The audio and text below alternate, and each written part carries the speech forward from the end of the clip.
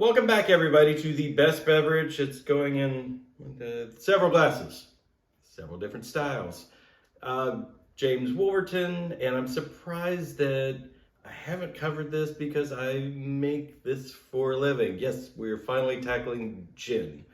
Little bit of why that makes sense. I'm a distiller at Castle and Key. In the past year and a half, I've been in the clear spirit side. I have been the clear spirit side with lots of help from Henry, who is our R&D, who helped train, came up with amazing recipes, taught me how to run the still. Thank you, Henry. You are amazing.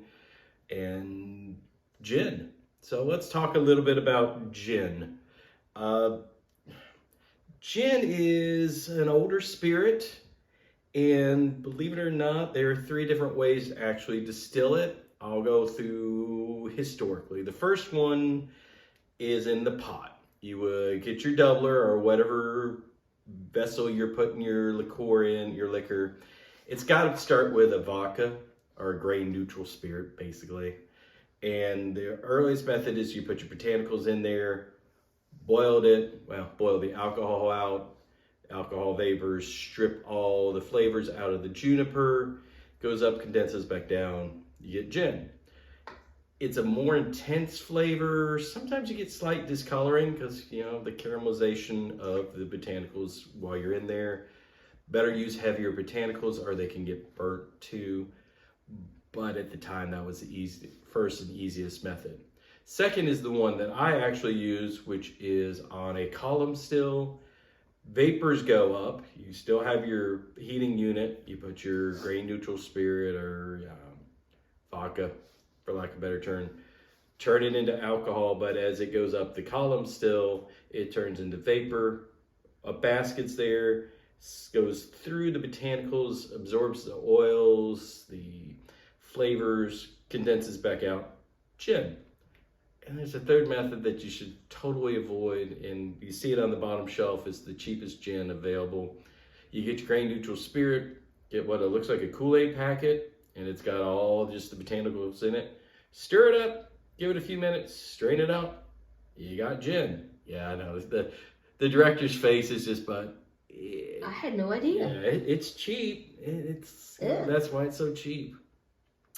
And kind of funny with the rules, as long as it's predominantly juniper flavored, technically it's gin. There's no, with 51% malt or 51% corn, 51% rye. No, there's no hard and fast rule. It's just got to be the main flavor, predominantly juniper.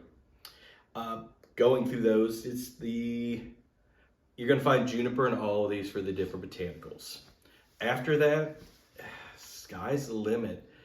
You could be as easy as Beefeater because all of them are going to contain juniper, and usually it's coriander is the second flavor. Coriander, a little seed, a little piney, a little citrusy.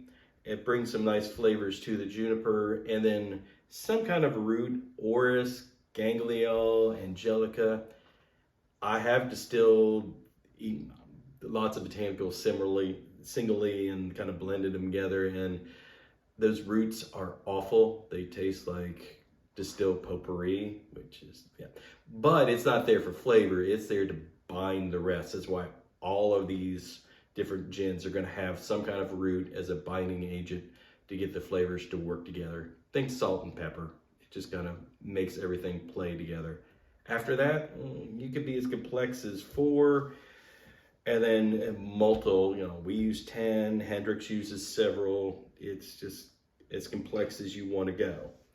So the history of gin, it started off as a Dutch product and nothing that we would recognize. Genevieve, it's. I thought Geneve.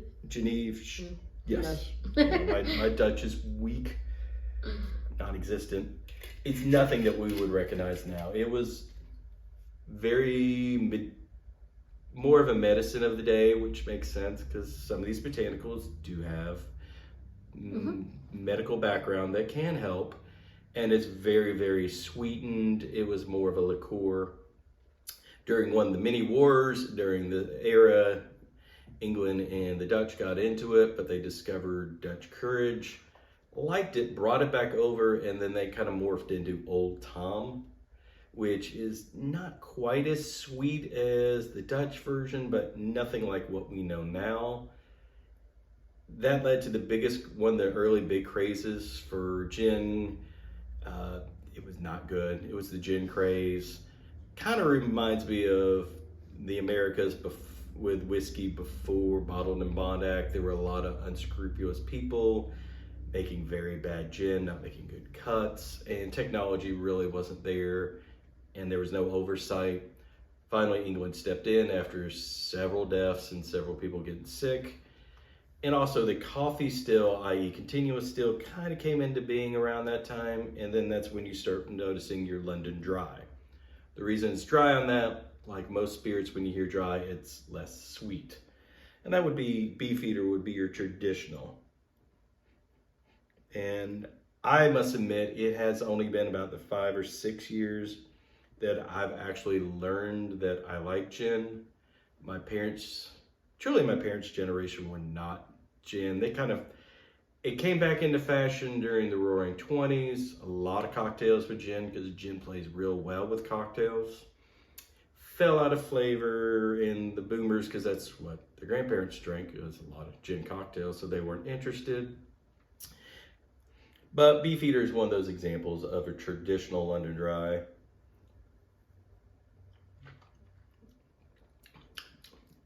Juniper's a little oily and a little slick. There's nothing at all wrong with this. When I think of a gin, this is typically what I would say. Juniper forward, a little citrus on the back, a little nice bite from the alcohol. Just make a martini with it. Gin and tonic, obviously, just what you think of for gin. But around the 1990s, the cocktail craze started coming back. Mm-hmm. People started going back, and it started with the martini craze, which was awful. Let me rinse real quick. Because we were having drinks that weren't really martinis. No, they were cocktail glasses, i.e. martini glasses. They weren't martinis. But people started discovering that gin works really well in cocktails. And also people began experimenting, and that's about the time Hendrick's showed up. Now, Hendrick's has got a lot of different botanicals in it, including rose petals and cucumber infusion. So it's softer and gentler and more complex than multiple ingredients. Kind of hard to know for sure on the web because they share, but they don't. But the big thing is they do the, yeah, I'm sorry. I got to chuckle at that because I've said that several times. And when I say the 12-year-old boy is in me going to be there always. So they also use the method of vapor extraction, but each botanical has its own basket, which I think is fascinating and sounds awful at the same time. At Hendrick's? At Hendrick's, each botanical has its own basket. And they put it in at the same time? Yeah. And whereas you put all of your botanicals in one big basket. Yep. Okay. Ooh, that's... Yeah, cleaning method. And we have seen, because Belmead, Greenbrier is starting to do their own gin, and they're doing it the pot method. And yeah, it was interesting to watch them rinse the pot out. Was it pretty? No, it wasn't pretty. It smelled good. It smelled really good. Oh yeah, lighter. You actually taste the cucumber and rose petals. But juniper, it's got to be juniper forward, but it's a lighter flavor. I could see this blending in more with cocktails. Yeah. Truly, I think when we're out and about, Hendrick's is the one I ask for. If they don't have Castle and Key, it's the closest mass produced, I would say. Well, we did a taste test, so. Yeah, and it's close. And finally, during that, it's kind of funny because just around the turn of the century, a lot of distillation started here in the Americas when the cocktail craze came back. Discovered gin, and anything about starting up a distillery, if you're going to make whiskey, you're not making money for several years. But if you're going to make gin and vodka, you can make money in several weeks. Especially if you have a good recipe, which I think we really do. We really hit on a great blend of botanicals. Yeah, unfortunately that one went in the cocktail. I've had it several times. I think one of the things that make us stand out is the ginger in this. Really binds a lot of flavors together. So you have a new American style. It's not actually a designation. London Dry is a designation, but you'll see several different bottles either say dry or American style instead of London Dry. 10 botanicals versus 4. Juniper is always going to be the most present, but you know, you're going to get lemon verbena, ginger, a lot of different lighter spices, and it's just a great way for the Americans to play with cocktails, get an income stream really quickly while you're waiting for your whiskey to age, and if you do it right, get really well known. I must admit, there are a lot of bourbon drinkers who come in and do our tour who leave with a bottle of gin because they just were surprised because they have this, and there's nothing in the world wrong with Beefeater. It is a solid, perfect representation of what a London Dry gin should taste like. But it's just not near as complex as these two, and it's not as universally adaptable, and the flavors in here don't translate as well to the general audience. If you like gin, Beefeater will be fine. There's nothing in the world wrong with it. It's certainly not a gateway gin. And we should say, yes, we're partial to Castle and Key. Yeah, they keep the lights on. But before I started here, we had several bottles that, in fact, one that was signed by the former master distiller. I began learning about gin and discovering I didn't hate it. In fact, discovering I kind of liked it through Total Wine, but we started having these gins, and the gin from Limestone Distilling, and I'm like, a lot more delicate flavors. You know it's a gin, but the botanicals they put in, a lot more a lot more accessible flavors that I like, flavors that I know.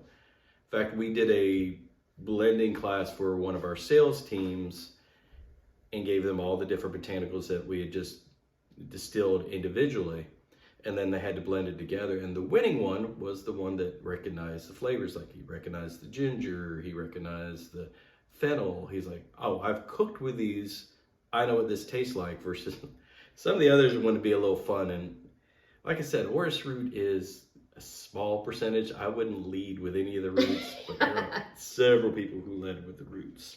But yeah, there's a lot of people that have said that they don't like gin until they have Castle and Key. Or an American style gin, which I will go ahead and say Aviation. I was going to ask. My man crush, that is Ryan Reynolds. It is quite a nice gin, but it is truly, they call it American style because it is the American style. It's lighter. I think it's even lighter than us, so sometimes that's why I kind of like our bite, that we have a little more. Certainly nothing like this, but a little darker flavors. So when you're out and about, what kind of cocktails would you have with gin? Well, Negroni. And we just had, yeah, go ahead, because I love Negronis. And I'm cheating with this one. I didn't use our regular gin. We do have what we call a spring and a fall gin. The spring one is called Rise. The fall is called Woolgather or Harvest. Beautiful label. It's just a wonderful gin, but it's got fennel, it's got star anise. It's just, bitterness plays real well with the bitterness of Campari. We'll correct, the recipe is so easy. Equal parts gin, Campari. I'll go ahead and say it because other videos have not mentioned Campari, but I'll mention it's Campari. I think someone said orange bitter liqueur. Yeah, it's Campari. And then sweet vermouth. So equal parts of that. Nice little orange zest. And it's a beautiful drink. Also, allergy season is stinking, so if I sound a little muffled, it's because I'm a little muffled, a little drainage. But nothing that gin won't loosen up a little bit and help out with. So that's Martini. Martini's the grandfather of them. Aviation, which the Aviation gin's named. In fact, they came up with the recipe of their botanicals based on how well it played with the cocktail aviation. French 75, just some great cocktails, classic cocktails that were gin based, because it's really, well, some of them are really nice, neat. Some of them are okay. This one I would not sip on neat. This one has to be in a cocktail. Hendrick's I could do neat. For sure, I've done ours neat several times. Yep. But, you know, it's a cocktail star. Gin really is a cocktail star. So that is gin. Explore. I would not start with a traditional London Dry. I would start with either a Hendrick's or American style. I would definitely start here, but I'm biased. And not everybody can get it. Not everyone can get it. We are in lots of states, but not every state yet. Hendrick's and Aviation, your local distillery. Odds are, if you have a distillery near you that's a startup, they're making gin, because once again, they can do it and keep the lights on. And you're going to hopefully have some different recipes than your basic 4, which all gins are blend based on. You can get some better flavor, more interesting, more in-depth flavors. Save this for when you just want gin and tonic in the afternoon, which is really nice. And there's a reason they drank that a lot in the tropics, because it's refreshing and it's bright and the citrus notes are great. So enjoy gin, work your way up, start with this. But if you can't, you could start with that. And I will see you guys in a couple weeks. I'm going to enjoy my Negroni. Hopefully in a few weeks this is gone. And we're going to talk, you know, since we had a bitter liqueur in here, let's talk about bitters from Italy. A little Amaro or two. But we'll see you in a couple weeks. Enjoy responsibly, and cheers.